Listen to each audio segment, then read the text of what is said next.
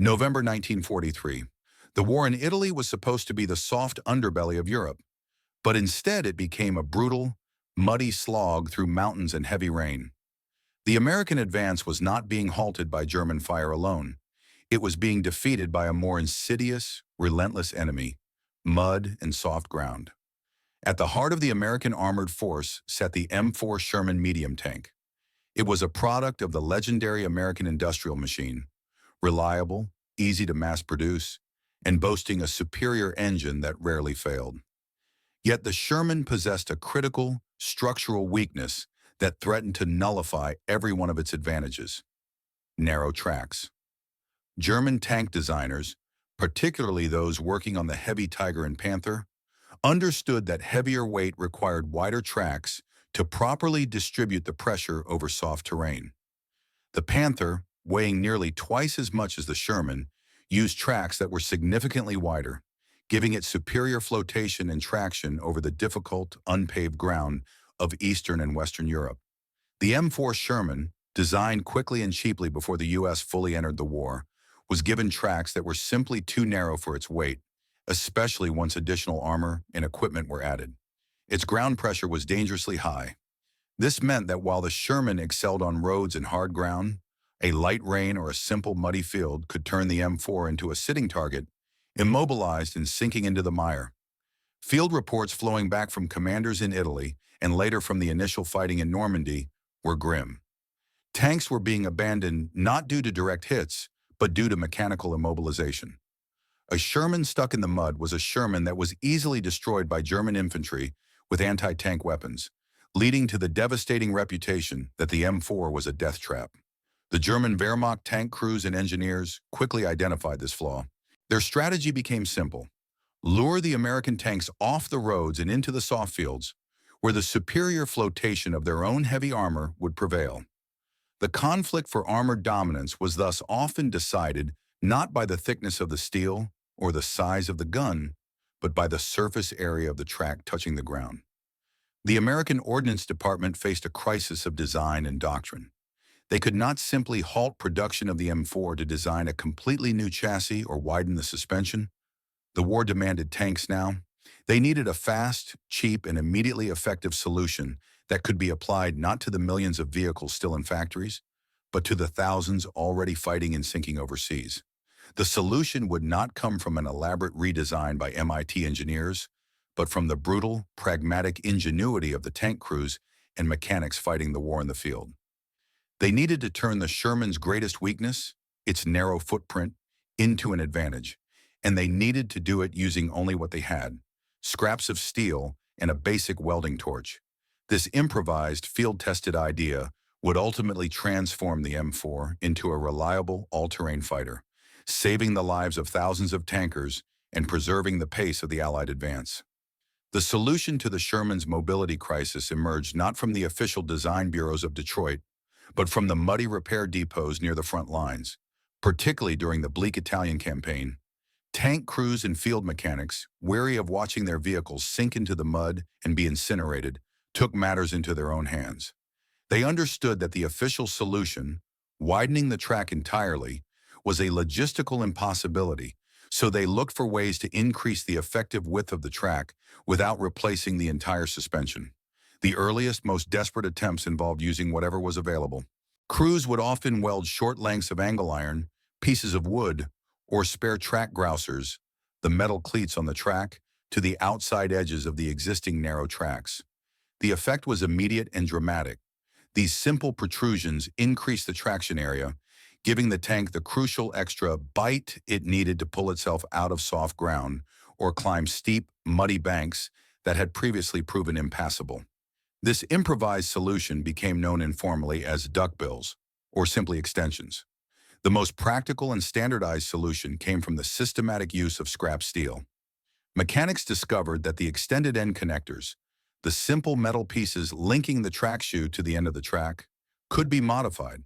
By welding a simple flat steel plate, often cut from spare armor plating, discarded track pieces, or even salvaged packing crates, to the outer face of these connectors, they effectively widened the track by several inches. This created a wider overall footprint, drastically reducing the ground pressure and allowing the Sherman to float over the soft surface instead of sinking. The simplicity of the fix was its genius. The process required only three things: scrap steel, a basic electric welder, which every maintenance company carried, and a few hours of labor. It did not require a redesign of the transmission, new suspension parts, or retooling of the assembly line back home. It was a solution achievable entirely by the fighting forces, leveraging the mechanical skills and the ubiquitous supply of scrap steel present in any active combat theater. This grassroots field-tested innovation was the complete antithesis of the German engineering philosophy. The Germans designed the Tiger's complex, overlapping road wheels and wide tracks for aesthetic perfection and ultimate performance, demanding highly precise, slow manufacturing. The Americans designed a rough, quick fix that could be applied in the open air, under fire, by a non-specialist mechanic. This pragmatic compromise, born of battlefield necessity, was the first step in turning the Sherman from a notorious mud magnet into a reliable, all-terrain workhorse capable of maintaining the pace of the Allied advance. The fight for mobility was being won not by factory blueprints, but by the field welder's torch. The success of the improvised track extensions was so immediate and undeniable that the official military bureaucracy was forced to acknowledge the genius of its own field mechanics. Reports from Italy and the Mediterranean theater, filled with evidence of Sherman's now successfully navigating terrain previously deemed impassable, quickly elevated the duckbill modification from a local field expedient to a strategic requirement. The Ordnance Department, the very organization that had initially designed the narrow track, now had to rapidly reverse engineer the field solution and integrate it into mass production. This moment perfectly encapsulates the flexibility of the American industrial machine compared to the rigidity of the German system. While the German command would have insisted on a multi-year, complete redesign of the tank's chassis to solve a performance flaw, the Americans simply integrated the simple, scrap steel modification into their existing production line. The official modification was eventually standardized as the Extended End Connector, EEC, or Specialized Track Extensions, often referred to as grousers.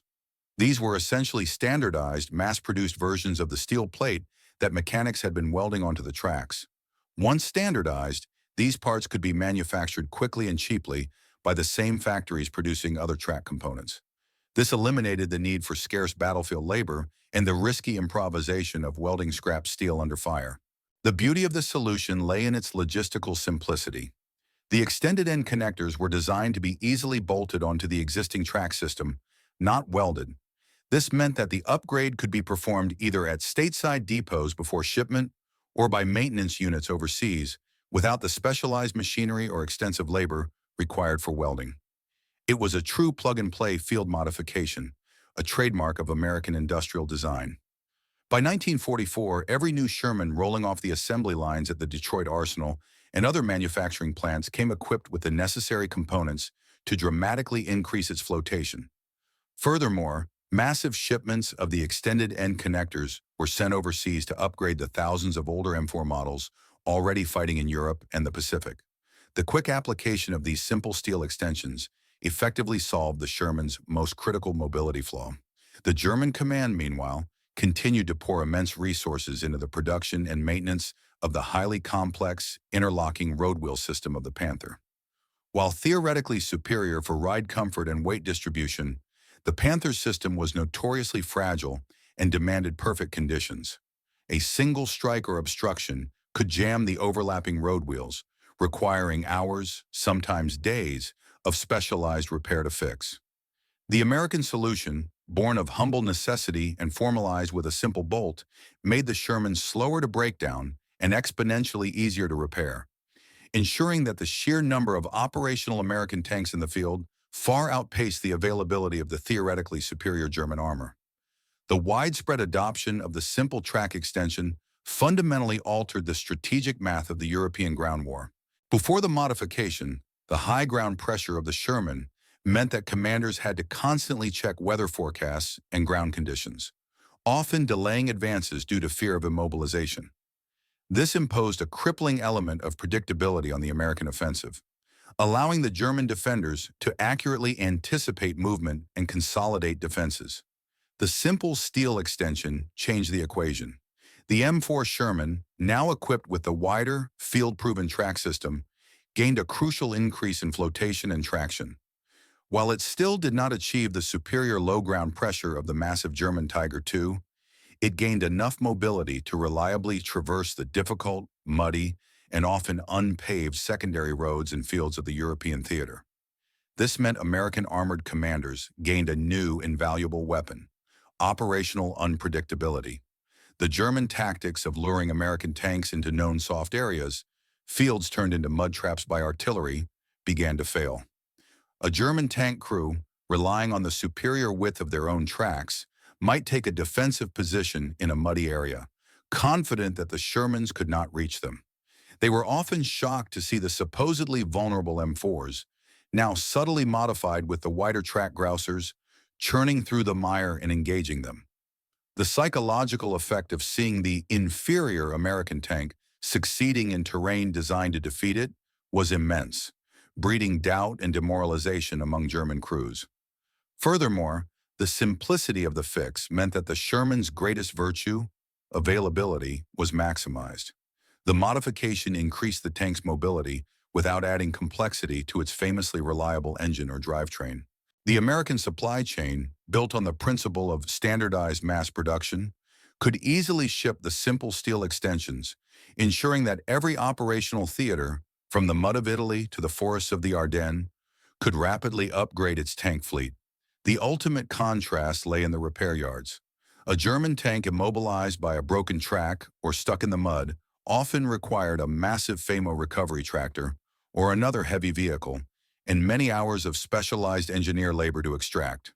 The Sherman, with its improved traction, was far less likely to become immobilized, and if it did, the simple, rugged design meant that the track extensions made self-recovery easier. The American Army could afford to lose tanks to enemy fire, but it could not afford to lose momentum to mud. The simple steel track extension was the unsung engineering triumph that ensured American tanks stayed operational and, critically, in motion, preserving the lightning pace of the Allied offensive.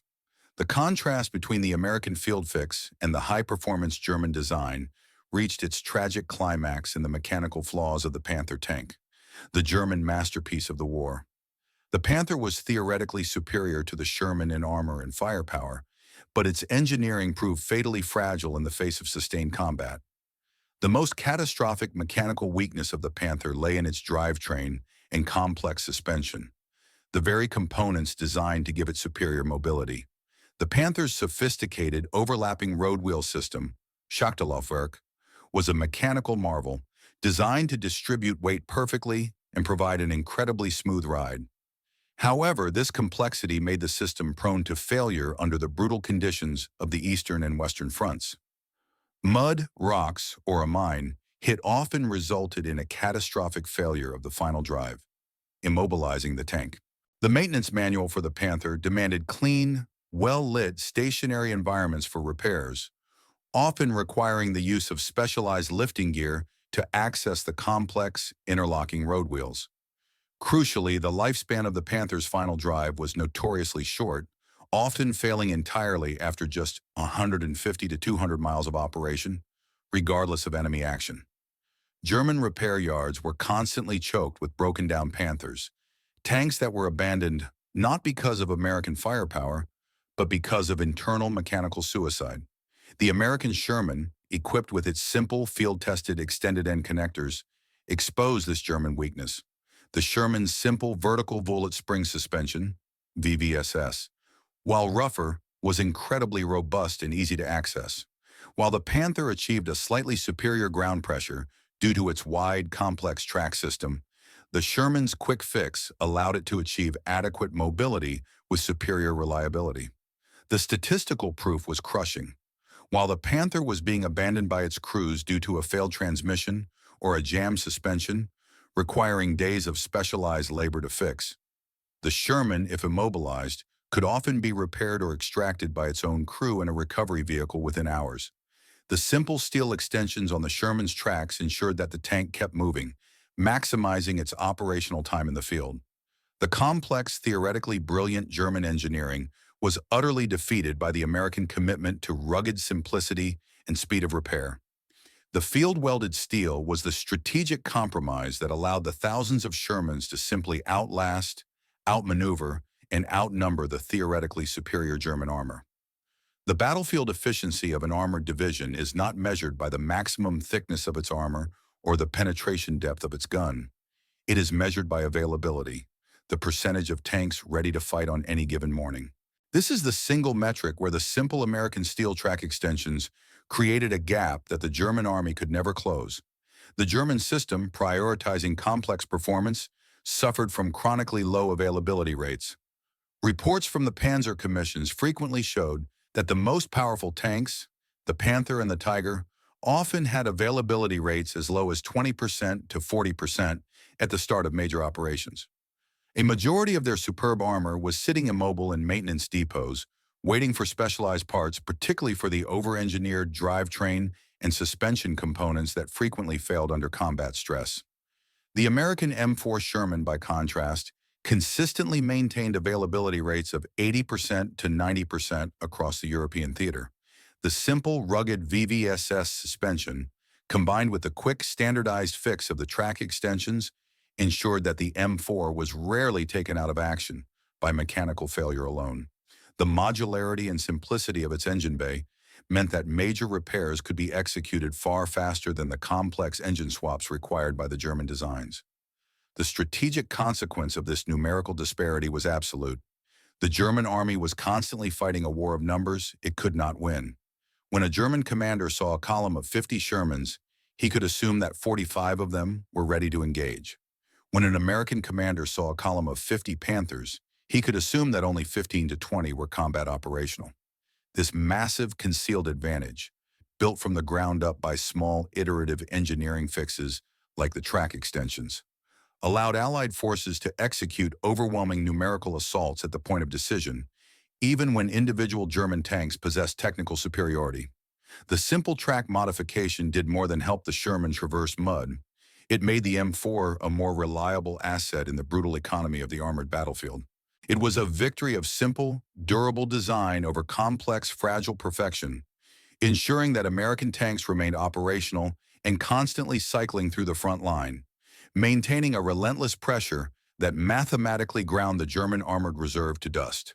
The true legacy of the simple steel track extension on the M4 Sherman is the final, uncelebrated verdict on the philosophy of wartime engineering.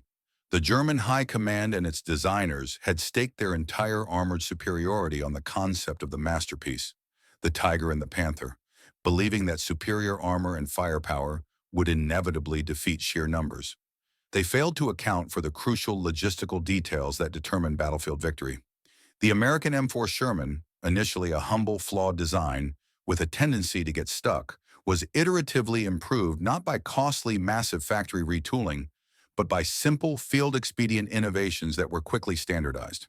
The extended end connector, born from scrap steel welded in a repair depot, was the defining example of this philosophy. It was a cheap, effective fix that addressed the tank's biggest weakness, its flotation, without compromising its greatest strength, mechanical reliability and ease of mass production. The ultimate contrast reveals the strategic folly of the German approach. The highly complex, over-engineered running gear of the Panther tank was built for aesthetic and functional perfection, yet it was so fragile that it often guaranteed mechanical failure and abandonment. The American approach embraced ugly simplicity and rugged modularity, ensuring the M4 stayed in the fight. The simple steel track extension was the unseen weapon that allowed the Allied armies to maintain the terrifying pace of their offensive across Europe. It neutralized the terrain advantage of the German armor, ensuring that the thousands of Shermans available did not lose their momentum to mud. It was the crucial element that allowed the American army to consistently maintain an availability rate far superior to the German panzer divisions. The lesson of the simple steel track is clear. In the brutal economy of mechanized warfare, the ultimate weapon is not the gun that fires the largest shell, but the machine that is moving, and the design that allows it to be fixed quickly by the least skilled man. The simple, standardized steel extension ensured that the Sherman, the good enough tank, stayed on the move, while the technically superb German masterpieces became static, grounded targets. The victory was not won by the complexity of the final drive, but by the simplicity of the field repair.